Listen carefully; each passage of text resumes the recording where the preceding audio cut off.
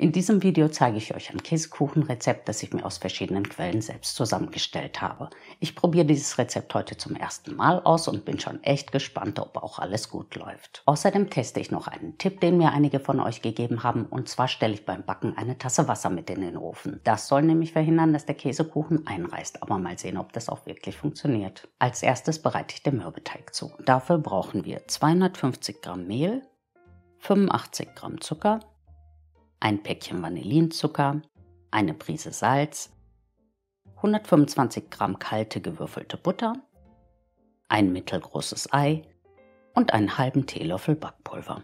Wer meine Videos schon länger verfolgt, weiß ja, dass ich Mürbeteig am liebsten in meinen Multizerkleinerer mache. Das geht zum einen deutlich schneller als mit den Händen oder dem Handmixer und der Mürbeteig kann nicht überknetet werden.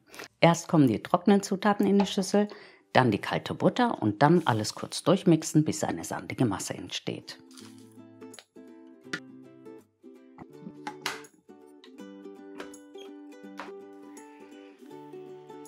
Am Boden der Schüssel bleibt halt gerne mal ein bisschen Teig kleben. Da fahre ich einmal mit einem Holzmesser durch und dann kann auch schon das Ei rein.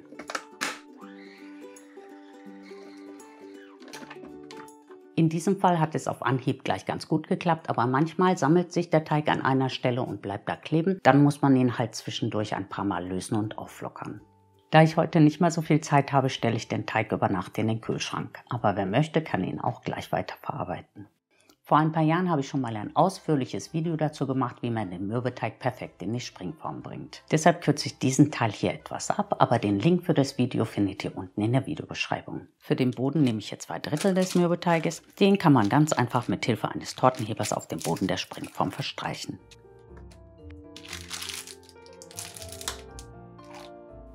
Ich persönlich finde es immer ein bisschen doof, wenn der Mürbeteigboden nicht ganz durchgebacken ist. Deshalb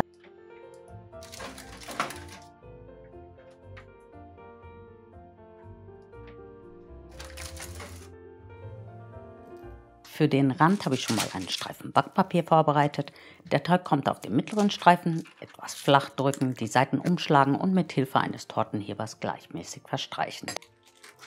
Und jetzt den Teig einmal längs halbieren und dann sind wir auch schon fertig. Und wenn ihr jetzt noch Zeit habt, dann könnt ihr die Teigstreifen noch etwas kühlen. Dann lassen sie sich ganz leicht in die Backform legen.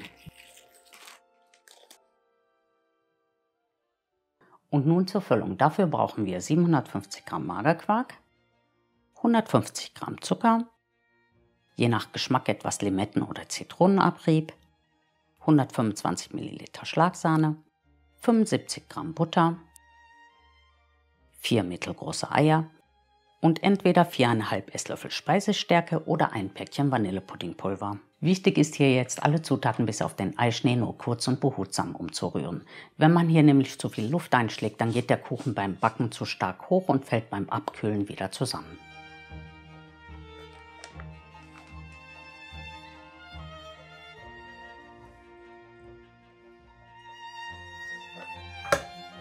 Die Eigelbe rühre ich schon mal unter die Quarkmasse und dann fehlt nur noch der Eischnee.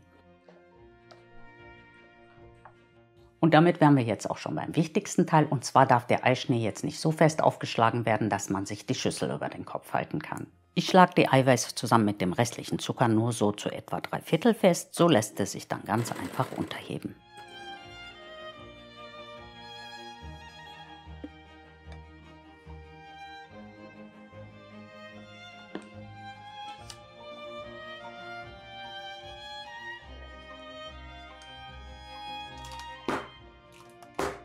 Den Käsekuchen backe ich diesmal bei 160 Grad Ober- und Unterhitze. Auf dem Boden des Backofens kommt eine Schüssel mit kaltem Wasser und den Timer stelle ich mir mal auf 1 Stunde und 10 Minuten ein.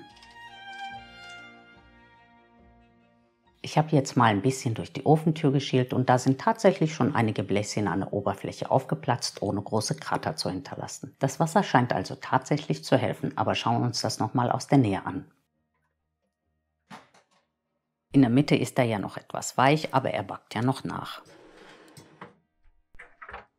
Wie ihr gesehen habt, ist der Käsekuchen trotz niedriger Backtemperatur und Wasser im Backofen an einer Stelle etwas aufgerissen. Ich finde das jetzt nicht weiter schlimm, aber warten wir mal ab, wie er nach dem Abkühlen aussieht. Jetzt klemme ich erstmal einen Löffel in die Tür und lasse den Käsekuchen dann so mindestens 30 bis 60 Minuten im Backofen abkühlen.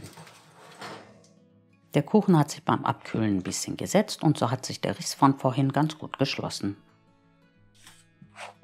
Ich lasse den Käsekuchen jetzt noch ein paar Stunden im Kühlschrank abkühlen und danach zeige ich euch noch, wie ihr ihn ganz einfach aus der Form nehmen könnt, ohne zu zerbrechen.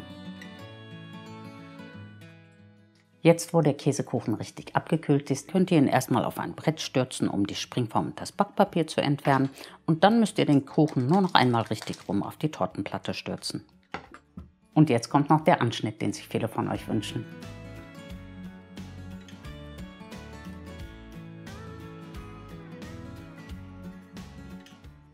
Der Käsekuchen bzw. Quarkkuchen ist richtig schön cremig und der Quarkgeschmack kommt auch richtig gut raus. Den werde ich bestimmt noch öfter machen. Allerdings würde ich in Zukunft 3 Dinge anders machen. Erstens würde ich entweder Limetten- oder Zitronenabrieb nehmen und nicht beides zusammen. Zweitens würde ich für den Boden etwas weniger Teig nehmen. Ich fand ihn hier ein bisschen zu dick. Und drittens würde ich, wenn ich den Käsekuchen jetzt zum Beispiel zu einem Geburtstag mitnehme, zusätzlich zu der Tasse Wasser auch noch einschneiden. Ich hoffe, das Video hat euch gefallen und ihr macht diesen Käsekuchen auch mal nach. Vielen Dank fürs Zuschauen und bis zum nächsten Mal. Tschüss!